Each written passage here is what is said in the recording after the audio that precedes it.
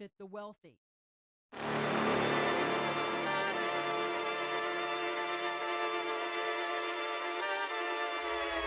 Holla, why do they doubt the kid? I'm about to prove them all wrong again.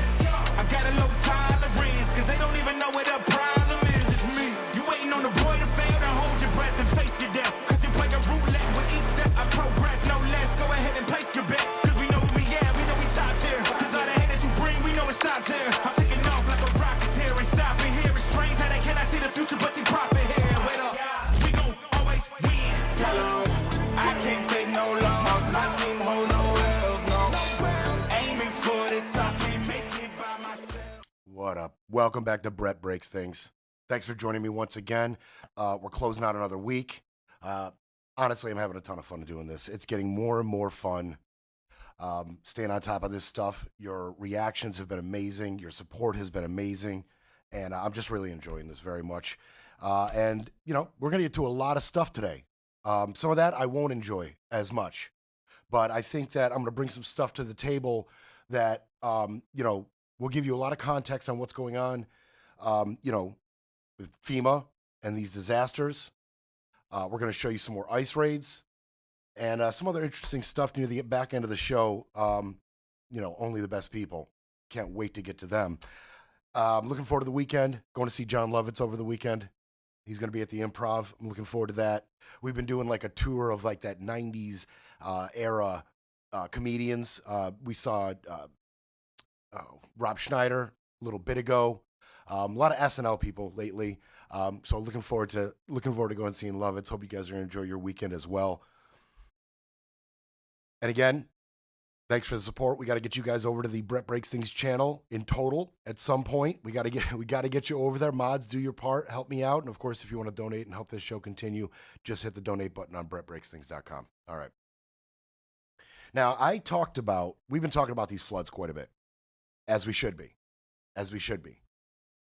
Triple digit death count and more than that missing still. And we talked about what went wrong a couple days ago when the story was breaking. And I talked about it really wasn't on the National Weather Service as much this time. It was more of a breakdown locally and in the automation. But what we didn't talk about was the FEMA response. And the reason we didn't talk about it is because there really was none at the time we were talking about it. There was a huge problem with the FEMA response to the Texas floodings, a big problem.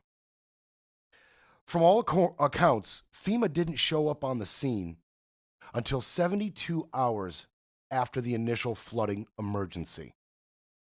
72 hours. That's a big delay in response when people are missing and dead and in danger. 72 hours. Why? Didn't used to be like that. When natural disasters struck, normally we see FEMA on the scene first. First reports you get of the scene of the disaster, you see FEMA trucks, FEMA emergency responders. They're all over the news. First videos, first reports you get from the scene. It usually involves FEMA. Certainly within 24 hours. Why 72 hours this time? 72 hours. It is because there is a new policy in FEMA. There's a new policy. Anything that's going to require more than $100,000 of FEMA funding has to be okayed by Kristi Noem personally. The deployment of the critical urban search and rescue teams and other immediate assistance was delayed 72 hours, tied to a new rule requiring any expenditure over $100,000 to go through her. Now, this took effect immediately. Right when she took control of FEMA, this took effect. Okay? From all reports, FEMA didn't get there till late Monday. Late Monday. There were other problems involved in FEMA that also contributed to this delay because, as you know, FEMA has been getting cuts. They're under attack. We've talked about it. I gave you the numbers. I gave you the reduction in funding, the reduction in staff, and that's what they talk about here in the reports. Why was it late? Well, along with Kristi Noem's sign off on anything over $100,000. There's also staff departures, expired contracts, just institutional turnover at FEMA in general. Okay, this all is related to the late response. We've talked about the FEMA cuts. This is when it takes effect. This is where you see it. It's all numbers and conjecture. It's all hypothetical when you're dealing with large numbers in the House and the Senate, and you're talking about the numbers and you're talking about the cuts and proposing things and arguing the amendments. It's all numbers, hypothetical. This is when it becomes real. When they are 72 hours late to a tragic disaster costing lives. This is when you see it. This is when you feel it. Snopes confirmed that Noem issued the directive personally. This was her baby, her idea. When she got there, this is one of the first things she implemented. This directive. That is confirmed by CNN, Washington Post, Reuters, Daily Beast, NBC affiliates, and multiple other sources. Multiple other sources. Now,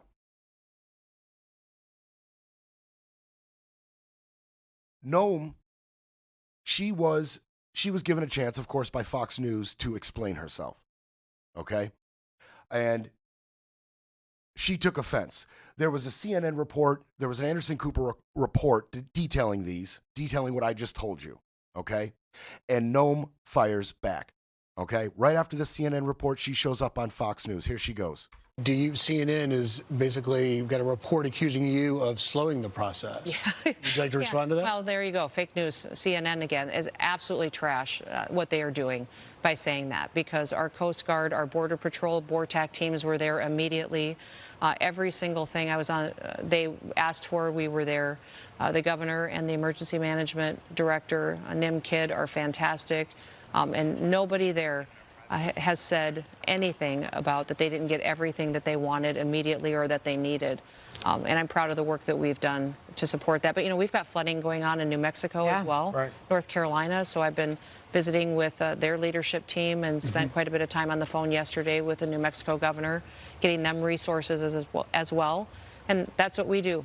And, the fact that CNN is continuing to be political and push out fake information and false and information and lies is not shocking, but it's a disservice to the country. It's a real disservice to the country because people start to mistrust anything that comes out then over the news. And then, well, that's true. Yeah, but they just don't trust anybody anymore. She mentioned CNN specifically calling them fake news. Of course, that's right along party lines. But Washington Post, Reuters, Daily Beast, NBC affiliates, all these sources are lying. Every one of them's wrong. Every one of them's got an agenda against you. Every one of them's misrepresenting reports coming out of out of FEMA, your directives. All of them are wrong. There is no evidence that suggests any of these allegations, and they're barely allegations. They're just reporting what the red tape is to get to actually helping people. They're reporting, why did this happen? I mean, it's not allegations. Here's why FEMA was late. There is no evidence supporting what she's saying about fake news. None. And why did she do this? Why this new directive? I mean, this obviously isn't, look, she says the policy was implemented to ensure fiscal responsibility. Especially in face of the rising debt and frequent natural disasters. I'm surprised she even admitted there were frequent natural disasters, but I think it's hilarious she's talking about the national rising debt, considering the Republicans gave us the biggest debt increase in American history. But you got the balls to sit up there and talk about, well, I implemented this directive that literally cost lives because we got to watch the debt. We got to be mindful of the debt, right? That's hilarious. And she also said that the review of high dollar expenditures, it's because of, quote, fraud, waste, and abuse. Every time this administration does something that is going to negatively, actually affect your life, they explain it away with waste, fraud, and abuse. You lost your job, lost your VA benefits, you're off the ACA, grandma's out of her nursing home, your uncle's office disability, waste, fraud, and abuse. Now add on your house got swept away in a flood, your family members are missing or dead. It's because we had to get rid of the waste, the fraud, and the abuse. That's why. That's why. But this Kristi Noem inspired ideas usually lead to the unaliving of domestic animals. This idea seems a little too big for her, I felt. And then Scotty helped me do a little more digging. Where would a directive like this come from? What is the inspiration to cutting all the FEMA assistance, the staff, the contracts, the budget? Why? Well, it is clearly laid out in Project 2025. This was one of their main objectives. And you know, Project 2025 was led by the Heritage Foundation and over 100 conservative groups, okay, that, proposed multiple ways to restructure the federal government, and FEMA was right in their crosshairs. The Heritage Foundation's mandate for leadership is what they called it, called for a decentralization emergency response, shifting primary responsibility to state and local governments, even though local government failed them. And, it portrays FEMA, particularly, as a bloated, inefficient, and unconstitutional in their practices. They wanted to shrink FEMA's budget and staff, end automatic federal disaster declarations, abolish and restructure national response coordination, and transfer roles to the DHS. They wanted to gut it for Trump's mandate. Andy Kim, a rep, he had something to say about this. He's a senator, Andy Kim, from New Jersey. Let's hear it from Andy Kim. He had something interesting to say about this. I want to read from the letter you wrote about your concerns about this policy as it relates to hurricane season. You say there were reports of FEMA's incomplete hurricane season plan on the cusp of the start of the hurricane season and the slowness in providing the plan the committee are unsettling. Any such plan must detail how FEMA's life-saving missions will not be hindered by your recent directive, requiring all department obligations over $100,000 be reviewed and approved by your prior to obligation, especially since the memorandum stated your office would take a minimum of 5 days to complete each review. Yeah. This added layer of bureaucracy threatens to delay work that can mean the difference between life and death for disaster victims. Do you think, is this policy still in place as far as you understand it? As far as I understand it, which is one of the stupidest decisions and policies I've ever heard of, especially when it comes to disaster response. And for an administration that tries to talk about red tape, they are adding red tape here. They are adding bureaucracy. They are making it harder for us to be able to deploy and be able to get resources out. And that's the most serious when it comes to responding to disasters. So, yes, I'm very concerned that if a hurricane hits, certainly if it hits my state in New Jersey, are we going to have to be begging Kristi Noem to be able to get off Instagram to be able to actually go and do her job of trying to approve resources that our state and our country needs so badly. This is a terrible idea to bottleneck. We should be able to pre-position resources. We should give freedom for our disaster response experts to be able to handle this. That is why we have this organization. And especially the minimum 5-day notice that it's going to take for them to be able to approve these, that just shows how it's slowing everything down. He say it's going to be even slower in the future. Shots fired, by the way, talking about Kristi Noem on Instagram. Fine, little petty, but do your thing, Andy Kim. But the points he's making are absolutely valid. And by the way, our great rep here out of Florida, Jared Moskowitz, love that dude. We didn't pull the video, didn't feel it necessary, but he is calling for a House Committee on Homeland Security investigation into Kristi Noem's response to these Texas floodings. He wants an investigation. I want to see the results of that investigation. Thank you, Jared. It's time for a quick break, then we break some more. You're listening to Brett Breaks Things. Brett Breaks Things, fighting for America one mic drop at a time.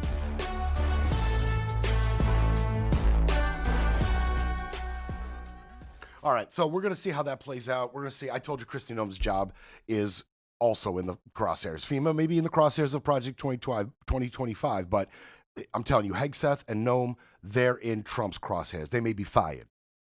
Those are my two leading candidates to get fired. We're moving on. There were a couple disturbing developments in these immigration raids, in these ICE raids. I'm gonna bring you the story, and we're gonna break it down just a little bit. Okay, I'm gonna move from topic to topic today. We're gonna keep it nice and tight. I promise, Scott. We're gonna keep it tight. We're gonna keep it tight. By the way, if you want to call in 561-270-3844. All right, let's jump into it, because some of you may have heard of or seen video, heard of it. And we're gonna get into some of the details of this. I think there's context, valuable context to what you're gonna watch. Tonight, a dramatic scene northwest of Los Angeles. Protesters clashing with masked federal agents conducting immigration raids at a cannabis farm in Ventura County. They have a lot of personnel. I think there's like almost 100 people down there. Yeah, they got K9 and everything. Crowds quickly gathering. Oh my God! The federal agents setting off smoke canisters and irritants to disperse them. Right now, they're popping off tear gas canisters, and folks are just running like crazy, and it's just chaos out here. I'm going to have to get out of the way, folks. Dozens of men lined against dramatic. the wall, heavily armed agents standing guard. At least one person is seen kneeling on the ground, seemingly under arrest. Another large-scale immigration raid in nearby Santa Barbara County targeted a second cannabis farm owned by the same company. God, what do those videos look like? That does not look like America. That does not look like America. I'm telling you, if you're a potential asylum seeker, or somebody who's potentially looking for a work visa, you want to come into the country and seek out your fortune in America, provide a better life for your family, this has got to give you pause, which is the whole point, right? Which is the whole point. Don't come here anymore. It is a middle finger to your huddled masses. Very different from the America that was founded. Middle finger to the huddled masses. This story, and many like it, it's got to give you pause if you're anybody, a student, a worker, somebody is seeking asylum, trying to, run from political or gang violence. You have no choice but to reconsider, right? Pick somewhere else. That is the whole point. That is the whole point. These are raids. We're gonna show you footage from two raids, two cannabis farms, one in Camarillo, California. The other one in where was it? Carpinteria, Camarillo and Carpinteria. Two separate legal cannabis farms. Legal. Hundreds. One farm. Both farms have hundreds of workers. Okay, and the ICE raids began at these farms, and protesters started showing up en masse, and scenes like this started to break out. This is happening at Wood and Laguna, and you now see the military vehicles advancing despite those protesters trying to make a stance and trying to stop the military vehicle from continuing on. And there's cameras rolling, cell phone cameras rolling, and this group of people are really trying to get this military vehicle to stop, and it doesn't appear that it will. You got to give her credit with the flag trying to stop that. It is continuing to push forward, and now the people are moving away from in front of that military vehicle, which is a good thing. We don't want to see anyone get hurt, but again, you see this grouping of military vehicles advancing toward the federal agents further down on the street. Look, I got to find something to laugh about in this tragic situation. Is that a proper use of the Mexican flag? I argue that it is in this instance. I argue that is absolutely an appropriate way. That is not desecration in any way. Her success, obviously, she found none. But she tried. She tried. I submit that is an absolutely appropriate use of the Mexican flag. Well done, ma'am. Nice try. Nice try. This next one, on its face, isn't that controversial, but man, it got me thinking. Let's take a look. Protesters who have showed up to vehemently protest what's going on here. And just in the last few minutes, Customs and Border Patrol helicopter has entered the scene here. They are landing in the middle of the farm as we speak. It does appear that they were not planning to be here as long as they have been. And so this helicopter that you're looking at here, guys, apparently just made a run over to Van Nuys Airport for some cases of water, which is what they're bringing into the scene here.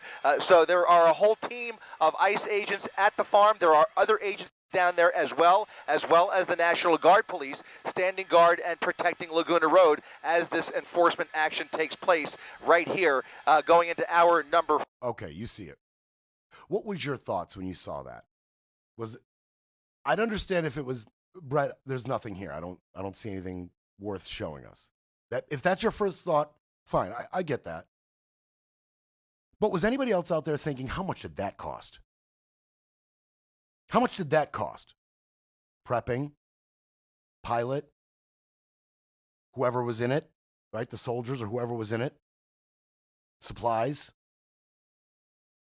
the amount of time they spent flying out to get ice water and flying back and hanging out some more. How much did that cost? Stop me when I'm getting ridiculous. $1,000? $5,000? $10,000? Are you thinking more? Because I'm thinking this is what grandma's getting kicked out of her nursing home for? This? You're exploding the debt. Meanwhile, we have money for this? Expensive state-of-the-art helicopters hanging out in a pot farm? And by the way, they detained 10 people. All this trouble, they got 10 arrests. 10. That's what we spent that money for? How much money are we spending on these ICE raids? Well, let me tell you. In the new one big ugly ass bill, ICE is set to receive $75 billion in additional funding through 2029. $75 billion. Grandma, out of her nursing home. Your uncle, off his disability. You, maybe you can't afford ACA next year. Vets, middle finger to you. $75 billion to ICE to continue these unconstitutional raids. $45 billion alone to allocated to massively increasing detention capacity. Awesome. And $29 billion designated for enforcement operations, hiring new agents, training, legal support, transportation, and fleet upgrades. You know, just this year, ICE has been given an additional $10 billion for just this year by the one big ugly ass bill. This year. $10 billion to do this. DHS, they're getting $165 billion over the next 10 years, or until 2029, I apologize, over the next 5 years. So $165 billion for DHS. And CPB, they're getting $46 billion. Your grandma, she has to get a job because she's an able-bodied American and there's plenty of pot farm jobs now available. Your uncle on disability, he needs to stop with the waste, the fraud, and the abuse, and he needs to get a pot farm job. Let those numbers sink in as you watch that wasteful helicopter excursion to get ice water. 8 hours all guard. 8 hours. 8 hours that raid took place.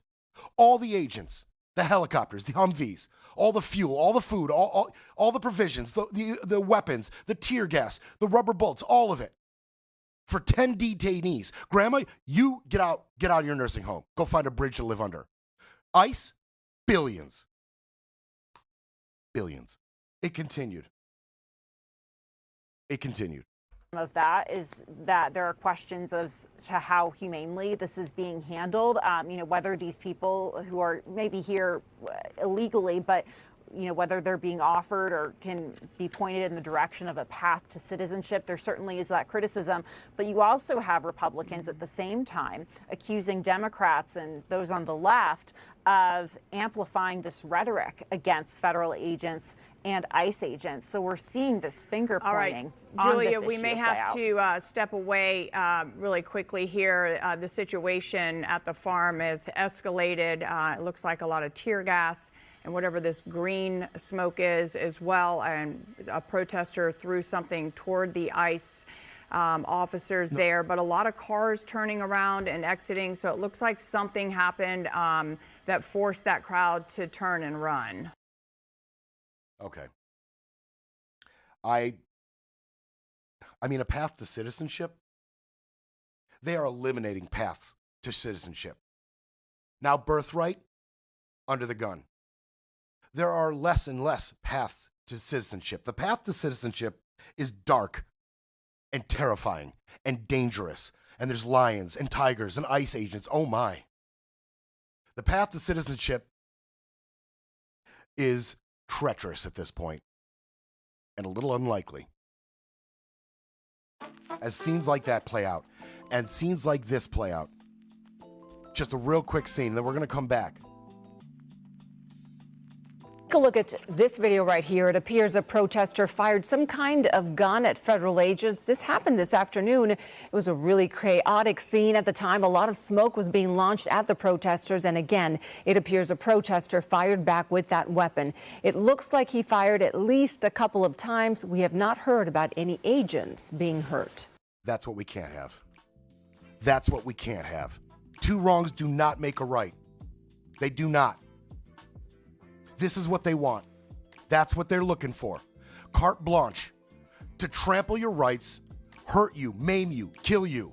And if they do kill you, Trump will pardon them. Those scenes right there, that's what we cannot have. We cannot have it. I don't care how pure your motivations, we cannot have that play out. Breaking politics, breaking narratives, breaking news. But first, we need a coffee break.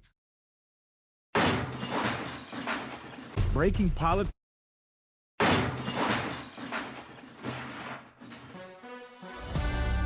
Now back to Brett Breaks Things, smashing spin, silencing the noise, and keeping it all facts, no fluff.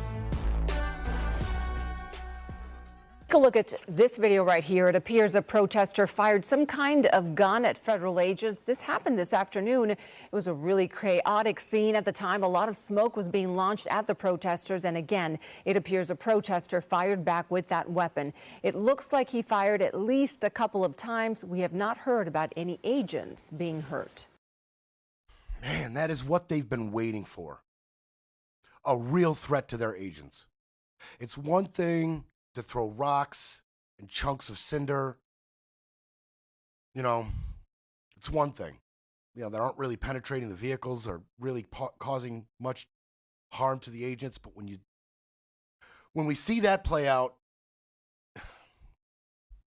I doubt. Now, I know where my audience lies on this immigration policy. I am with you. I agree with your sentiments. I think I echo them. For the most part, I really feel I do.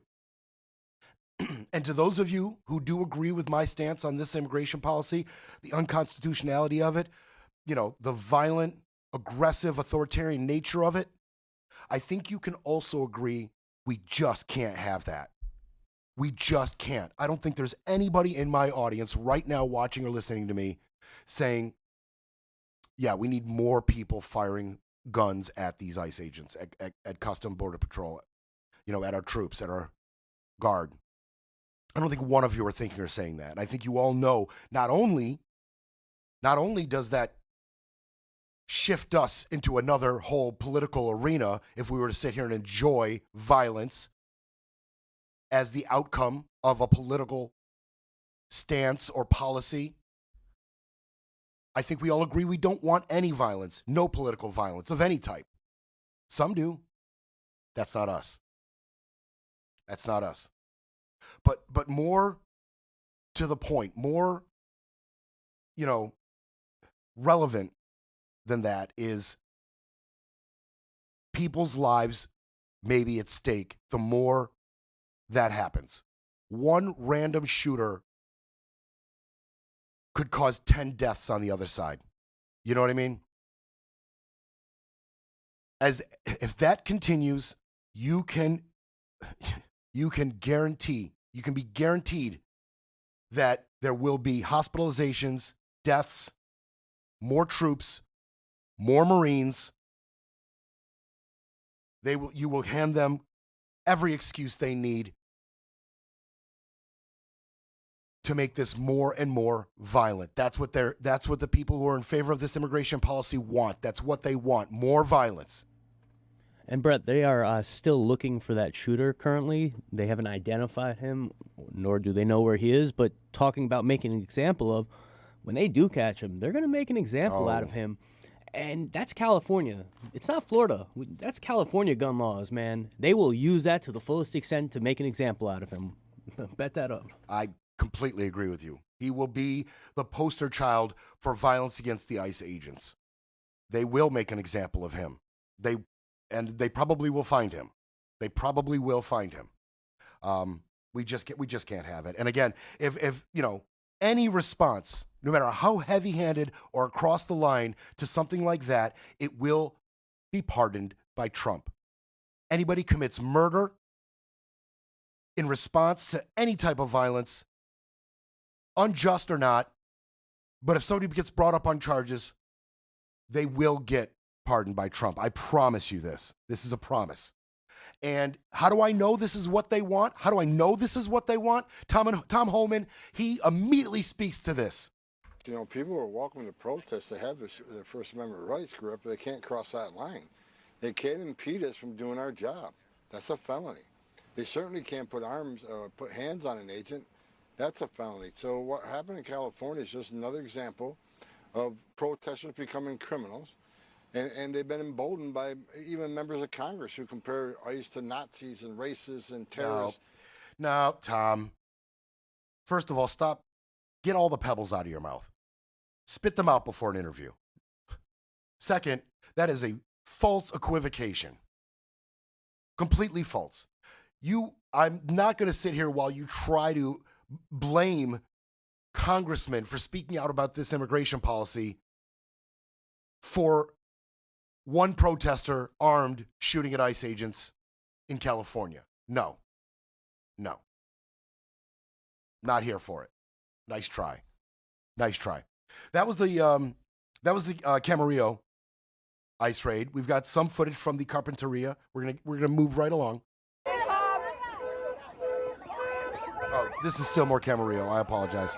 I just wanted to show you the tear gas, the munitions, non-lethal. I mean, is that Beirut? Is that Gaza? Where is that? No, it's California. That's how it's playing out. You literally don't know which war-torn city this footage is from if I don't give you the context. Literally. Here's some footage from the Carpinteria raid.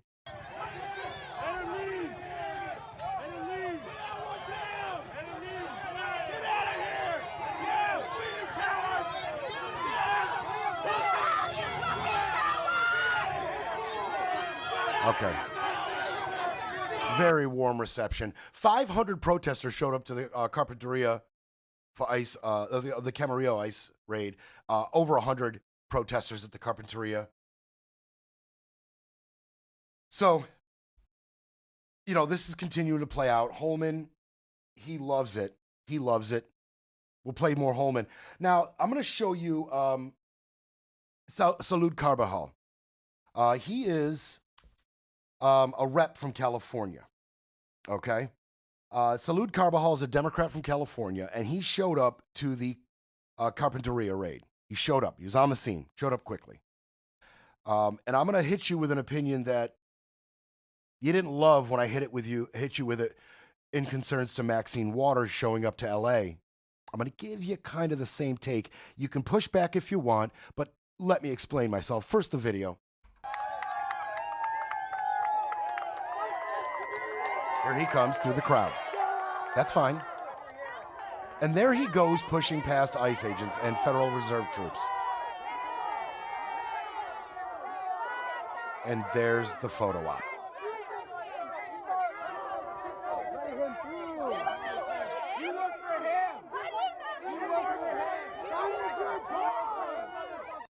And then the crowd begins shaming the ICE agents for not knowing who the rep in the area is. Okay, that seems like low-hanging fruit to me. But here's the thing. I love him showing up to the raid. I love that he's on top of it. I love that he's aware of what's happening, and he wants to immediately show his support for those being detained and the protesters, and he heads out there. I love it. Great job. That's what you should be doing. The representative of the people, representing them in a moment of strife, in a moment of conflict, when rights are being trampled. He shows right up. I love it. What I don't love is him trying to push back past the agents and the federal troops. Why? Why do that? Did you genuinely think that if you walked past those gentlemen, you'd be able to free the detainees and be the hero of the day? What tangible result did you feel was going to come from walking past those agents? How about showing up, like you did, with a bullhorn and giving a speech and berating those agents publicly, telling them how you feel, how the people feel, giving people hugs, consoling people who just lost friends, just getting spirited away. Shake hands, talk to people, tell them how you feel, listen to how they feel. Why couldn't you just do all of that? Why did you need the photo op pushing past? That's just more ammunition. This is the type of stuff from our congressman that Tom Homan and his ilk like to point to. Call it theatrics. Over the top, not necessary. Inciting riots, inciting violence. This is where they get it. Crap like this. I just didn't love the push past the agents part. I just didn't love it. I'm sorry. I love that he was there. I love that he represents their needs and their fears. I love that.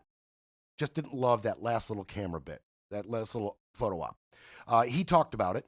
I'm here at a nursery in Carpinteria where ICE just finished an ICE raid operation. I got here, I got many calls from constituents, from social media. We saw what was happening, and I came here to do my congressional oversight responsibilities. When I got here, there was obviously a crowd of protest, and it was overkill. Over 50 ICE agents that were here, and they were conducting this operation. They were creating fear, anxiety, and intimidation. They were dressed in military garb, clothing, military-grade weapons. They were just creating an untenable, incendiary circumstance where they could have got members of the public and themselves hurt. They were pouring gasoline on the flames of this situation. This is ridiculous. There was a child that was hurt. They deployed in various flash devices and smoke devices. Here's part of the shrapnel that came from one of those devices, and it actually hurt a young child that was in the crowd. This is deplorable. This should not be happening on our soil. Individuals dressed like military personnel on our soil. We don't do that in America. This is overkill. This was ridiculous. This was a bunch of crap. And I'm here to do our oversight. They didn't let me through.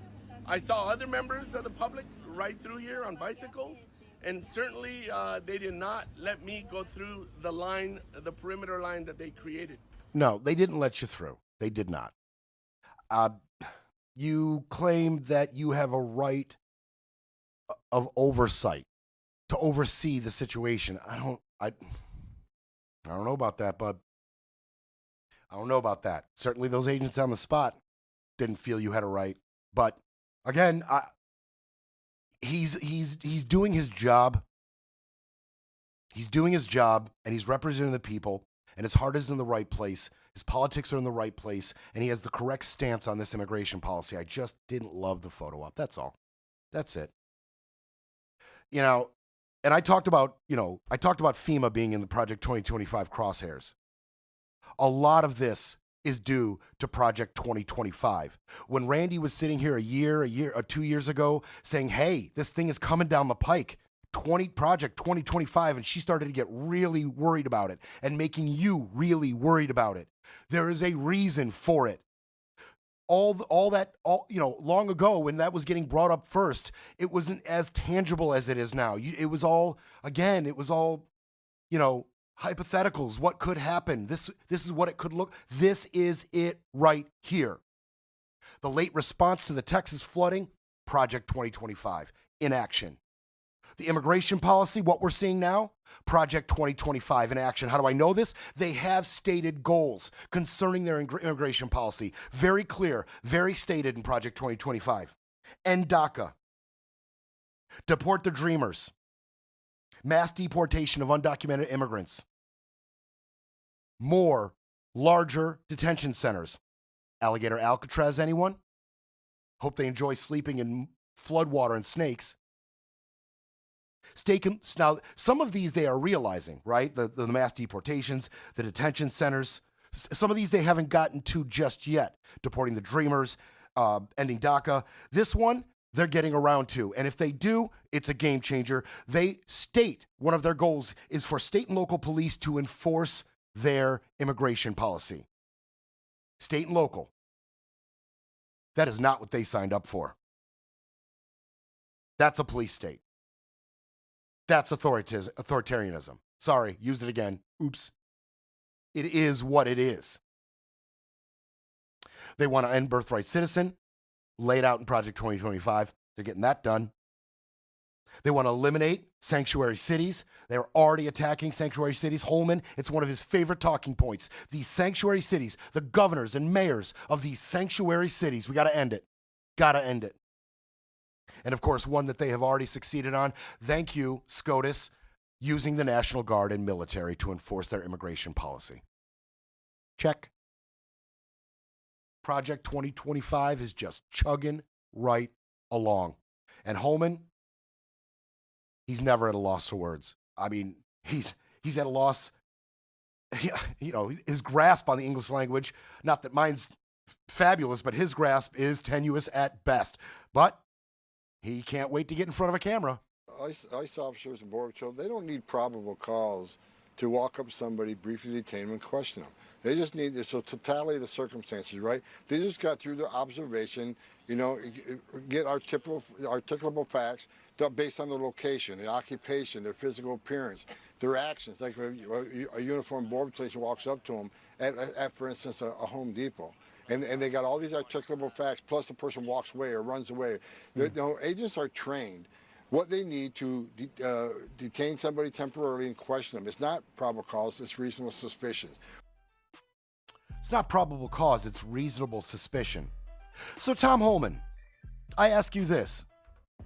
What does an undocumented immigrant look like?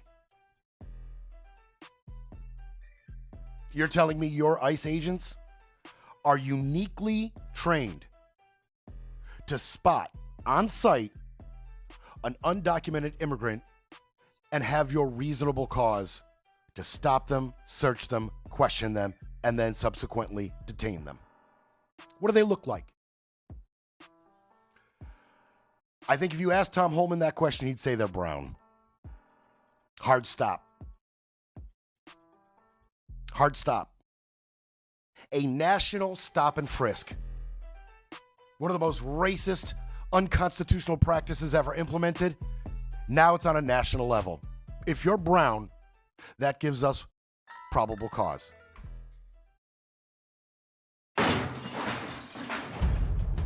We'll be back to break it all down. You're listening to Brett Breaks Things.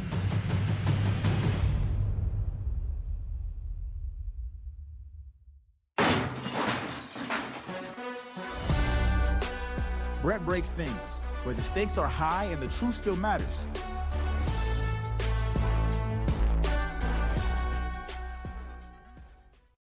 Project 2025 is it's a pretty all-encompassing little project. We've already talked about it detailing, major cuts to FEMA, taking power and money and staff away from FEMA, giving it to DHS and other federal agencies.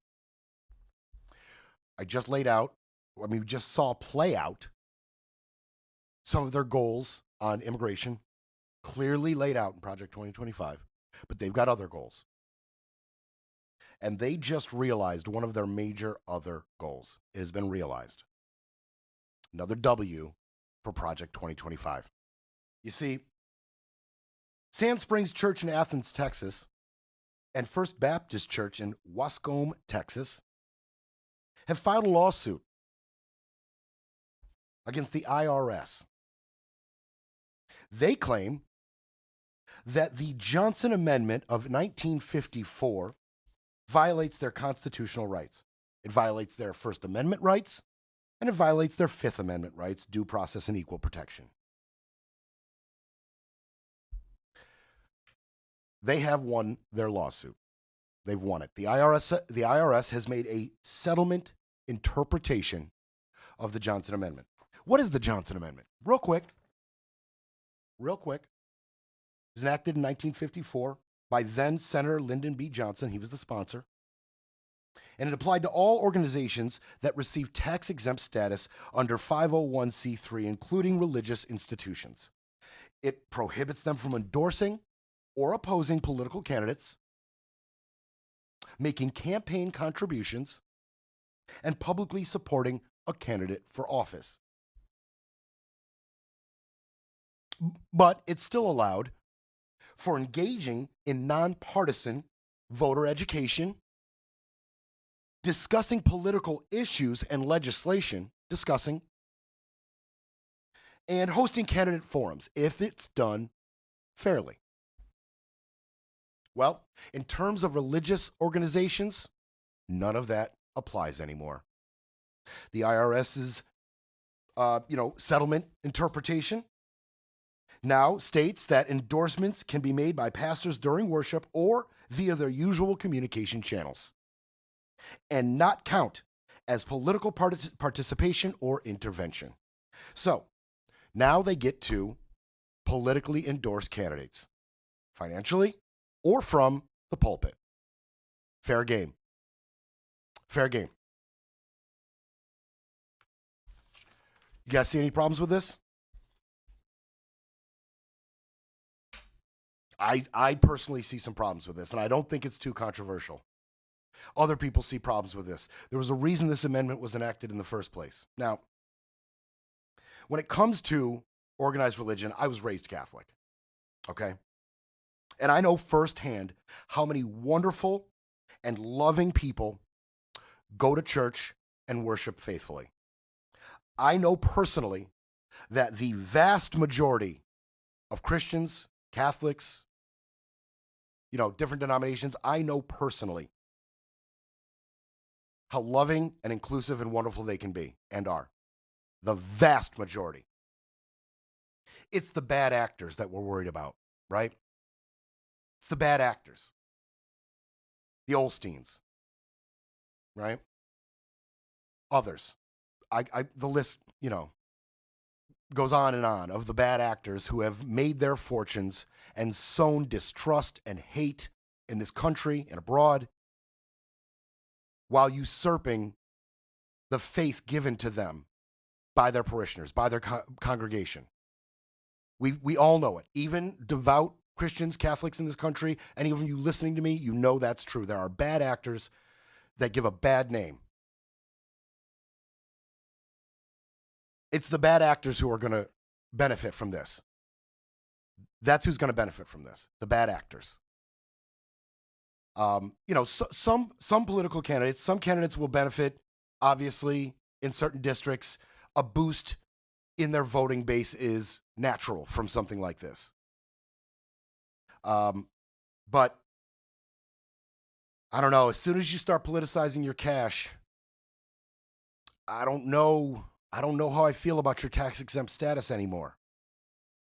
And, other tax-exempt organizations are not being spared this. Red Cross, nonprofit, charitable organizations, other tax-exempt, they're not, they still can't. It's just the religious tax-exempt organizations that are benefiting from this Johnson Amendment. Well, you know what? I'm going to play this. I'm going to play the story, and then we're going to hear from Trump, and we're going to think about it and talk about it just a little bit. Here we go. The IRS is axing a decades-long rule regarding churches and politics. A report from the New York Times says the agency will allow churches and houses of worship to endorse political candidates without losing their tax-exempt status. That was not the case before, and churches were only allowed to endorse stances like the Value Them Both Amendment in 2022. Now, the report says the change was made in a lawsuit filed by 2 Texas churches and several Christian broadcasters arguing the ban infringes on First Amendment rights. Okay, so she lays it out right there. And of course, Donald He's all about this because he is ushering in the Project 2025 agenda. He's the one ushering it in. He is the conduit, right, for Project 20. Now, he, during the campaign, he said, I don't know anything about Project 2025, right? I don't know nothing about nothing. But we know the truth. We know where your money came from. We know where your judicial nominations come from. We know the effect the Heritage Foundation has had on this administration and multiple dark money sources. So none of that really meant anything as he lied on the campaign trail. But now he's got a bunch to say about this particular, decision by the IRS. And on the IRS says that churches can now endorse political candidates. What's your reaction to this, and how do you expect this to influence some of the work that's afoot on the continent? There's a lot of American churches that are missionaries doing missionary work on the continent. Do you support that? I love the fact that churches can endorse a political candidate. I think so, because we have a lot of respect for the people that lead the church, for the pastors and the ministers and the rabbis and the all different leaders, all different religions, and people respect those people. And I think there's nothing wrong. He doesn't see anything wrong with it. He doesn't see anything wrong with it because it's his taskmaster's initiative. It's their goal. So no, he's not going to see anything wrong with it. This is what he's here for. Why he is where he is right now. To activate the Heritage Foundation's Project 2025. So yes, he sees no problem with it. He continues. Last year on this day, I took executive action to prevent the Johnson Amendment, a disaster, from interfering This with is from our 2018, First by the way. Amendment rights. I was so proud of that. I've been Johnson saying Amendment's from the a beginning, disaster. You know that. I was saying for a long time we're going to do that. For a long time, he's been talking about the Johnson Amendment, right? He ran on the Johnson Amendment being overturned, right? Has any of you ever heard him talk about this? But he's been doing it for a long time. He's been saying it for a long time. Al Sharpton, he understands the dangers here. He showed up on Morning Joe, and he talked about this. And I want to see if he properly addresses some of your fears about this. I think the real issue is going to be that how are they going to set up guardrails here? Are they saying that churches are now going to be able to put in their church bulletins that we support candidate A? Are you going to be able to bring candidate A or B to the pulpit and say this is who we endorse? What about those in the congregation that don't support it? The guardrails on this is going to be interesting. And I think the right wing, this lawsuit that the IRS was responding to were right wing, Christian right kind of broadcasters and religious organizations. I think it will end up seeing that two can play that game. And you're going to see a lot of people on the other side that are going to do that. We're having a Zoom call of black church leaders early next week. With the Council of National Black Churches, Reverend Franklin Richardson and National Action Network, to break down what this means and what it could really impact the midterm elections next year. So he said something interesting there to me. This could swing both ways. This could work both ways. I'm talking about black caucuses, getting the black churches together, seeing what they can, bring together in terms of support for Democratic candidates, right? That's what he's talking about. It's like, hey, this could work both ways, right? So it got me thinking, where do the religions align politically? Overall, what are the numbers? I know how I feel about it. I know what I think, but where do they align overall? And I think this is valuable information considering this could directly break down a huge difference in campaign funding coming from religious organizations. Where will the money go? Who will benefit? Now, the ones that generally lean Democratic are Jewish Americans. 65 to 75% of them vote Democratic. Buddhists and Hindus, 70 to 85% of them vote Democratic. And the religiously unaffiliated, 65 to 75% vote Democratic, the heathens among us. Who votes Republican? Well, surprise, surprise, white evangelical Protestants, 75 to 85% of them vote Republican. 65 to 75% of Mormons vote Republican. And white mainline Protestants, 55 to 60% vote Republican. And you're thinking, Brett, you mentioned Catholics. You mentioned you were raised Catholic. What about the Catholics? Well, they are 50-50. How about that? Now, white Catholics, they lean slightly Republican, 55% of white Catholics. Latino Catholics, however, they are heavily Democratic, with up to 60% of them voting Democratic. Okay? So, we'll see. We'll see. But what if you're a parishioner and you love your church, you've been there for years, you love the community, you've made friends, you've made family, you love your church, and then now because of this, your pastor comes up to the pulpit and says this. I'm to the place right now, if you vote Democrat, I don't even want you around this church. You can get out. You can get out, you demon. You can get out, you baby butchering election thief. You cannot be a Christian and vote Democrat in this nation. I don't care how mad that makes you. You get pissed off as you want to. You cannot be a Christian and vote Democrat in this nation. They are God-denying demons that butcher babies and hate this nation. Bunch of devils. So, what if you are a person who went to that church, loves God, loves your pastor, loves your community, and votes Democrat? And you show up and hear that. How do you feel? How do you feel about that? What happens if you show up and you tithe your 10%, and now you find out your church is sending your 10% tithe to a political campaign that you don't agree with, to a candidate that you don't want to see elected? How do you feel now? Are you seeing a problem with it yet? You seen a problem with it yet? This is Project 2025 in action. This is what we feared. This is what we theorized it might look like. It is happening right now. Right now. They'll try to repair the narrative, but Brett Breaks Things will be back Monday to break it all down.